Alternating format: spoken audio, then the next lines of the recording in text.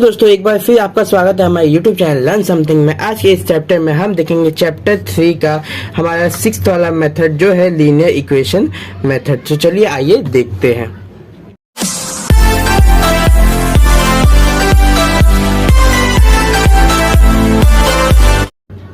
सो linear equation method क्या है?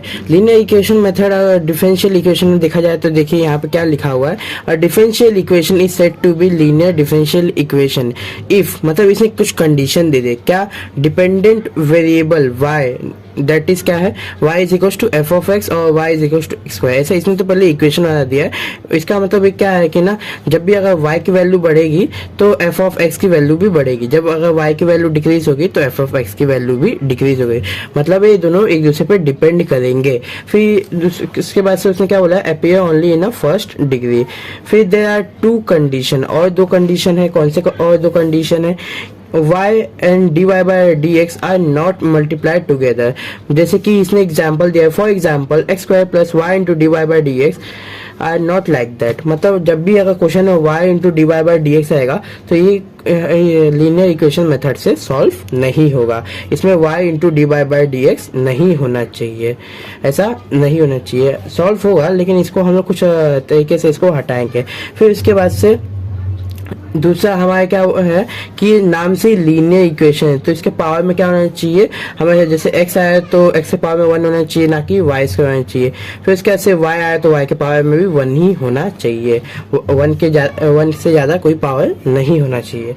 फिर इसके बाद से इसने इसका जनरल फॉर्मूला दे दिया है कि ना हमारे क्वेश्चन किस फॉर्मूले में होना चाहिए। तो general form is dy by dx plus py is equals to x, where p and x q are the function of x only।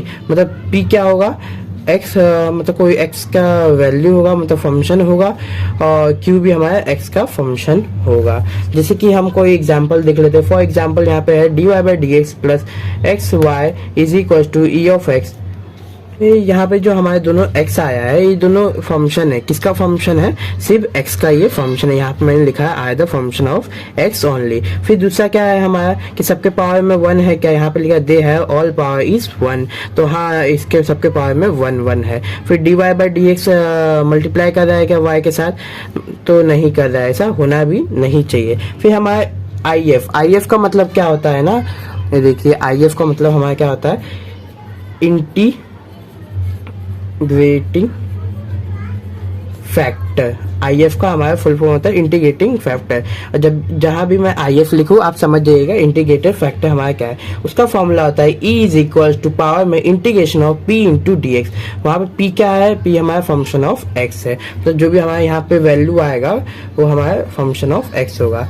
अब उसका जनरल सॉल्यूशन क्या है? ये सब करने के बाद से ना हमें लास्ट में इस फॉर्मूले के अंदर उसको पुट करना है। सबके वैल्यूज निकल जाएंगे क्या, y into integrated factor is equal to integration of q into integrated factor into D x plus c. इसमें हमें पुट करना है। चलिए आइए इसके ऊपर एक सम देखते हैं। पहला क्या है, प्रॉब्लम नंबर 1 है, solve D Y by D X minus 2y is equal to E power 2x। तो ऐसा हमें क्वेश्चन दे दिया है। इस क्वेश्चन में एक चीज दोस्तों अजीब है, यहाँ पे खाली -2 दिया हुआ है, तो यहाँ पे x नहीं दिया है। तो यहाँ पे हम ऐसा कंसीडर कर सकते हैं कि -2 इंटू एक्स पावर 0 होगा। एक्स पावर 0 का मतलब क्या होता है, कहीं पे भी अगर देखा जाए जिसके भी पावर में 0 आ जाता है तो उसका वैल्यू 1 हो जाता है। तो सिंपली एज इट इज वही नंबर आ जाएगा। जैसे कि यहाँ पे -2 है तो -2 इंटू 1 तो आ जाएगा डायरेक्टली -2, इसलिए यहाँ पे डायरेक्टली -2 लिया गया है। फिर उसके बाद से डायरेक्टली लिखेंगे, क्योंकि हम एग्जाम में क्वेश्चन तो कॉपी नहीं करेंगे नहीं, तो डायरेक्टली हम यहाँ पे सोल्यूशन नहीं लिखते वक्त लिखेंगे गिवन डिफरेंशियल इक्वेशन। मतलब जो हमें डिफरेंशियल इक्वेशन दिया गया है वो क्या है, D Y by D X minus 2y is equal to E raise to 2x। फिर उसके कंपेयरिंग करेंगे, ऑन कंपेयरिंग विथ, कंपेयर करेंगे किससे, D Y by D x plus P Y is equal to Q.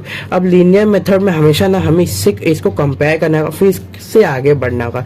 अब यहाँ पे P का value क्या है, फंक्शन ऑफ एक्स है, तो यहाँ पे मैंने आपको पहले ही बताया कि एक्स नॉट हो जाएगा यहाँ पे, और एक्स नॉट होके अगर मल्टीप्लाई करें तो -2 आएगा, तो हमारा फंक्शन ऑफ एक्स डायरेक्टली क्या हो जाएगा, हमारे -2 हो जाएगा।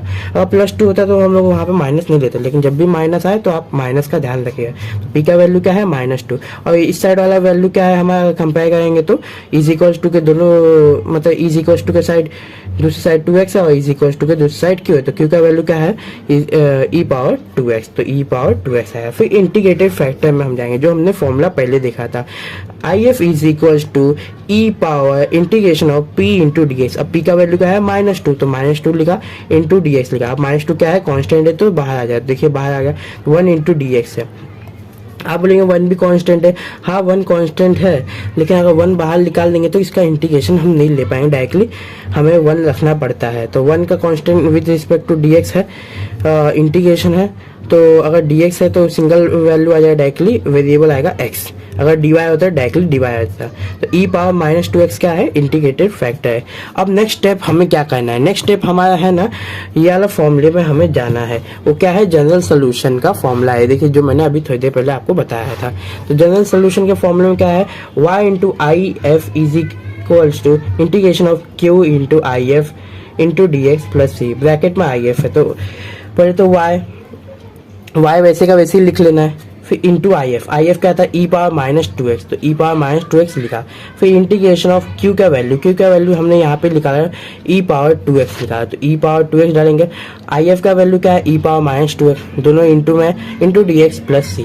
अब यहाँ पे एक ट्विस्ट है, आपको मैं हमेशा इंडाइसेस रूल बताते रहता हूँ कि a पावर में अगर m है और a पावर में n है और दोनों इंटू में है तो ऊपर का वैल्यू क्या होते हैं प्लस हो जाते हैं, तो क्या होगा a power m plus n हो जाते हैं। और वही डिवाइड में होते तो क्या होते ये माइनस में आ जाते हैं। डिवाइड वाला यहाँ पे दिखा देता हूँ a पावर m-1, लेकिन यहाँ पे हमारा इंटू में है तो ये क्या आ जाएगा प्लस में आ जाएंगे, पर यहाँ पे पहले से माइनस है तो माइनस हो जाएगा e पावर 2x -2x।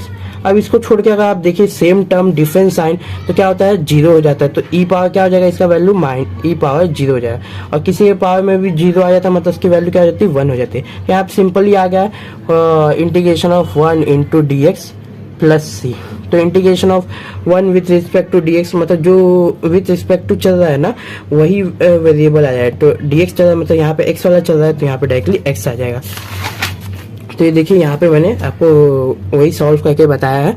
फिर उसके बाद से यहाँ पे जो मैं बोल रहा था वो आया 1 into D x plus c, तो इसका इंटीग्रेशन लेंगे तो डायरेक्टली आ जाएगा x प्लस सी। यहाँ पे हमारे ये क्वेश्चन सॉल्व हो गया है। इसी के साथ दोस्तों हमारा फर्स्ट वाला क्वेश्चन सॉल्व हो गया। अब चलते हैं नेक्स्ट क्वेश्चन की तरफ। नेक्स्ट वाला क्वेश्चन भी वैसे ही है। नेक्स्ट वाले क्वेश्चन में भी देखिए वही करना है, पहले तो dy बाई डी एक्स पर चेक कर लेना है कि ये देख लीनियर है कि नहीं है। तो यहाँ पे क्वाड्रेटिक आ गया है दोस्तों, तो पहले तो इसे देख लेते हैं, सॉल्व कर लेते हैं। वो x प्लस वाई यहाँ पे x पावर 5 है, तो डिफरेंशियल इक्वेशन जो दिया हुआ हमें वैसे का वैसे लिख लेना है। फिर उसके बाद से दोस्तों हमारे यहाँ पे हम लोग ने क्वेश्चन एज इट इज लिख लिया। लेकिन आप एक चीज नोटिस करोगे यहाँ पे x स्क्वायर x पावर 5 है। मैंने स्टार्टिंग में बोला था कि हमारे सारे के पावर किस में होना चाहिए 1 में होना चाहिए, पर यहाँ पे 2 है और यहाँ पे 5 है, तो इसका तो सॉल्व नहीं होना चाहिए। बट नहीं दोस्तों, यहाँ पे सॉल्व होगा। हमारा जो पावर मतलब है ना, यहाँ पे फर्स्ट डिफरेंशियल इक्वेशन होना चाहिए, सेकंड होगा तब नहीं होगा, वो स्टार्टिंग में रॉन्ग हो गया। फिर ऑन कंपेयरिंग विथ किससे करना है, dy by D x plus P Y is equal to Q. अब p क्या है, p is a function of x only, तो यहाँ पे x ओनली का वैल्यू क्या है x स्क्वायर है, तो x स्क्वायर आ गया। और यहाँ पे q का वैल्यू क्या हो जाएगा x पावर 5। फिर इंटीग्रेटेड फैक्टर क्या बोल रहा है, e power integration of p into D x. p का वैल्यू क्या है x स्क्वायर, तो क्या है e power integration of x square into D X. फिर x स्क्वायर की वैल्यू यहाँ पे अगर इंटीग्रेशन लेते हैं तो इसका वैल्यू बढ़ के डिवाइड में वही वैल्यू आ जाती है, क्योंकि ये फॉर्मूला एल्जेब्रिक फॉर्मूला है इंटीग्रेशन का, x power n plus 1 divide by n plus 1। तो यहाँ पे n के यहाँ पे वैल्यू क्या है 2 है, तो x power 2 plus 1 divide by 2 plus 1, तो क्या आ जाएगा directly x power 3 divide by 3 आ जाएगा। तो देखिए x पावर 3 डिवाइड बाय 3 आ गया, वो भी किसके वैल्यू में e के पावर वैल्यू में। इंटीग्रेटेड फैक्टर हमारा क्या है वो आ गया। ना हम लोग चलते हैं जनरल सोल्यूशन की तरफ। तो जनरल सोल्यूशन का हमारा फॉर्मूला क्या है, y integrated into integrated factor is equal to integration of q into I F into D x plus C. y का तो हम लोग को वैसे का वैसे रख लेना है। फिर उसके बाद से q का वैल्यू हमारा क्या था, x पावर 5 आया था। इंटीग्रेटेड का फैक्टर का वैल्यू क्या आया था, e power x e power में x power 3 divide by 3 into D x plus c. अब यहाँ पे हम लोग का क्या आ जाता है, यहाँ पे दो फंक्शन आ जाते हैं, एक आ जाता है अलजेब्रिक, आ जाता है एक्सपोनेंशियल। और अब हमारे यहाँ पे लगेगा यूवी रूल, वो भी किसका, इंटीग्रेशन का। तो जब भी हम इंटीग्रेशन का यूवी रूल लगाएंगे ना, हमें चेक करना है लिएट। अब लिएट होता क्या है दोस्तों, तो लिएट में है ना हम लोग का फंक्शंस कैसे अरेंज होना चाहिए, पहला कौन सा फंक्शन है, ताकि हम उसको इजीली सॉल्व करें और उस पर यूवी रूल लगा सकें, उसको सही तरीका लगा। जैसे कि बोलते हैं ना, किसी चीज़ को करने के लिए सही वे चाहिए, तो वही यूवी रूल लगाने के लिए ना सही वे ना हमारा लिएट देता है। लिएट का फुल फॉर्म होता है, पहला होता है लॉगरिथमिक, दूसरा होता है इनवर्स हो जाता है, तीसरा हो जाता है अलजेब्रिक और चौथा हो जाता है ट्रिग्नोमेट्रिक, जो ट्रिगो वाला, तो लास्ट में हमारा आता है एक्सपोनेंशियल। तो देखना है उसके हिसाब से अरेंज है कि नहीं। पहला अलजेब्रिक आता है, तो अलजेब्रिक है क्या, हाँ है, मतलब कौन से फंक्शन यहाँ पे प्रेजेंट है। तो मैंने स्टार्टिंग में आपको बताया था टाइप्स ऑफ ये मतलब क्वेश्चन कितने तरीके मैक्स में पूछे आते, तो आप इसमें यूट्यूब चैनल में जाके एक बार चेक कर लीजिएगा। अगर आपने नहीं देखा हो तो आपको ये नहीं समझेगा, तो फटाक से आकर उसको चेक कर लीजिएगा, फिर इसको देखिएगा। तो फिलहाल के लिए तो मैं यहाँ पे बता देता हूँ, यहाँ पे ये हमारा अलजेब्रिक है क्योंकि x के पावर में n है, और यहाँ पे एक्सपोनेंशियल बाद में जो कि लास्ट में आता है, तो हमारा ये सही है, तो u इंटू वी डायरेक्टली लग जाएगा। तो फर्स्ट ऑफ ऑल लगाने से पहले हम लोग थोड़ा टर्म और इजी कर लेंगे। पहले तो हम कहेंगे put X cube by 3 is equal to T put करेंगे। फिर इसको क्या करेंगे, डिफरेंशिएट विद रिस्पेक्ट टू क्या करेंगे, x करेंगे। तो x करेंगे तो क्या होगा, 1/3 पहले तो बाहर आ जाएगा, और एक्स क्यूब का डेरिवेटिव लेंगे, तो डेरिवेटिव में क्या होता है ना, एक कम हो जाता है। पहले तो यहाँ पे एक आ गया था, इसका फॉर्मूला होता है एक्स एस टू एन का, वो भी डेरिवेटिव में D Y by D X के साथ क्या होता है, N X N minus one, ये होता है डेरिवेटिव का फॉर्मूला।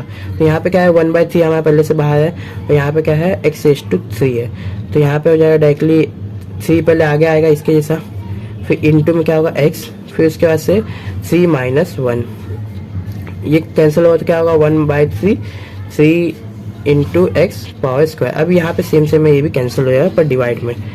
फिर इसके बाद से is equals to D T, फिर एक्स यहाँ पे क्या होगा डायरेक्टली एक्स स्क्वायर बचेगा, X square is equals to D T upon D X. X square क्या हमें क्या लिखना है, D T upon D x.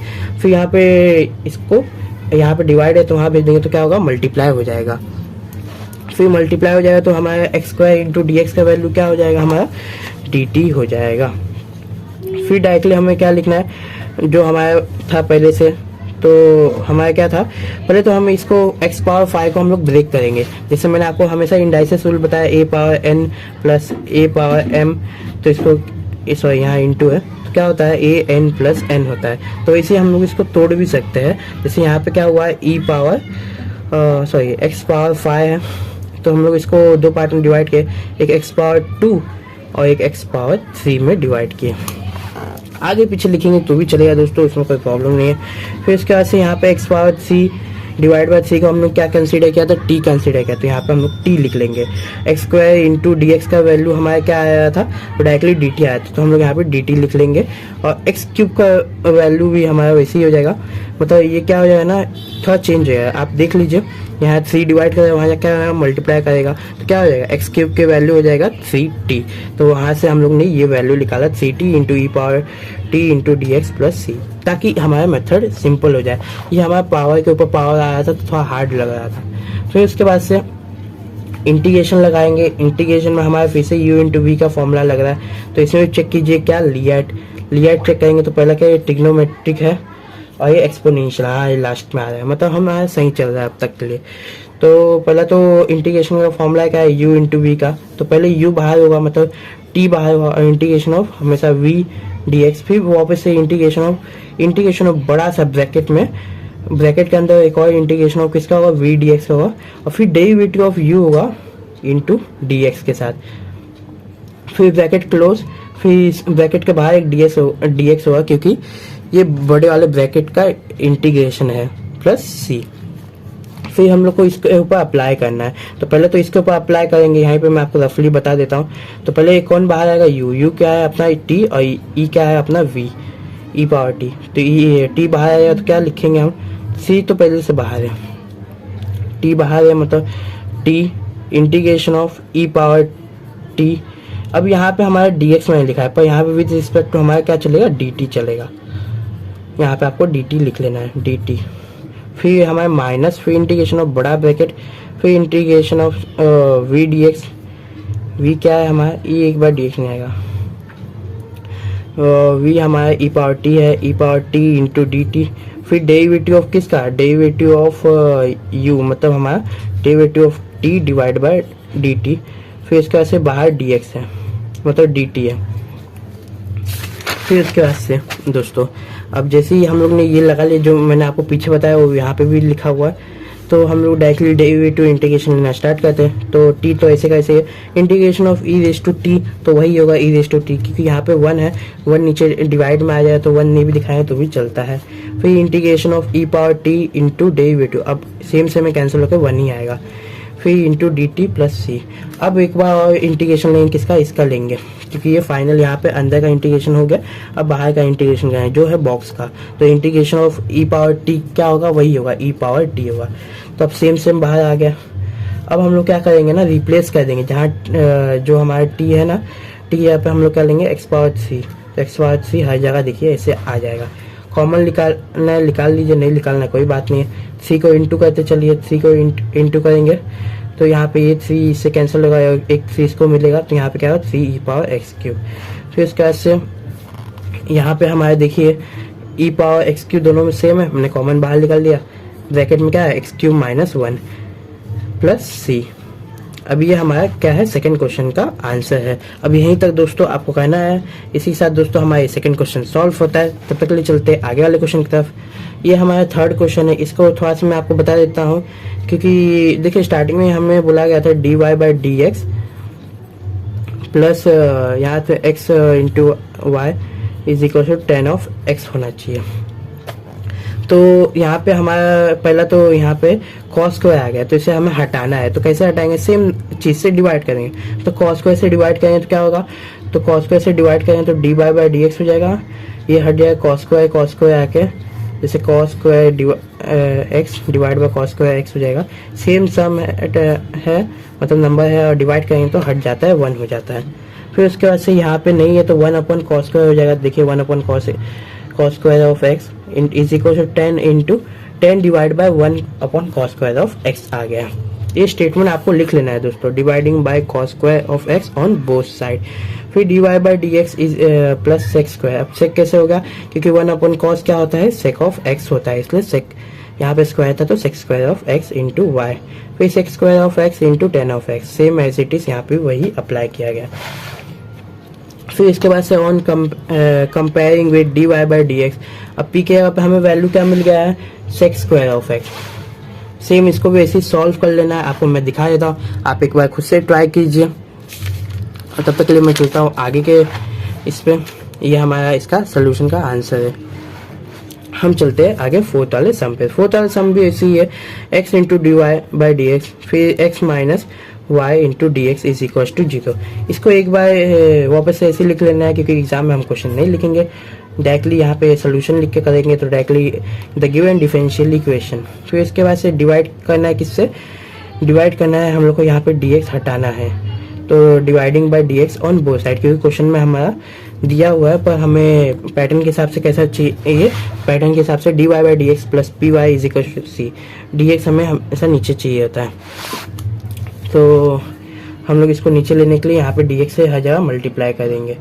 D x से मल्टीप्लाई किए तो यहाँ पे एक एक्स एक्स्ट्रा आया, फिर एक्स से डिवाइड किया। इससे अच्छा आप क्या कीजिए ना, एक्स इंटू डी एक्स से डायरेक्टली एक बार डिवाइड किए ताकि सब हट जाए और आपको कुछ ऐसा टर्म मिले, d Y by D x plus 1 minus y से divide by x is equal to 0। यहाँ पे सिंगल ही आ गया तो इसको वहाँ भेज देंगे ताकि क्यू का वैल्यू बन जाए। क्यू का वैल्यू बन गया। अब इसको सिंपली आप फिर से फॉर्मूला लगाइए कीजिए, बहुत इजी है दोस्तों। 1 बाय एक्स आ गया। आपको सोल्यूशन दिखा देता हूँ। इसी के साथ दोस्तों वीडियो आपको कैसा लगा, अच्छा लगा तो लाइक कीजिए, सब्सक्राइब कीजिए और हमारे प्लेलिस्ट को जाके फटाक से मार्क कर लीजिए, क्योंकि मैं SYBSCIT का सेम 3 का मैथ्स खत्म करने के लिए कोशिश में लगा हूँ। तब तक के लिए मिलते हैं नेक्स्ट वीडियो में। Bye bye, see you soon, have a good day दोस्तों।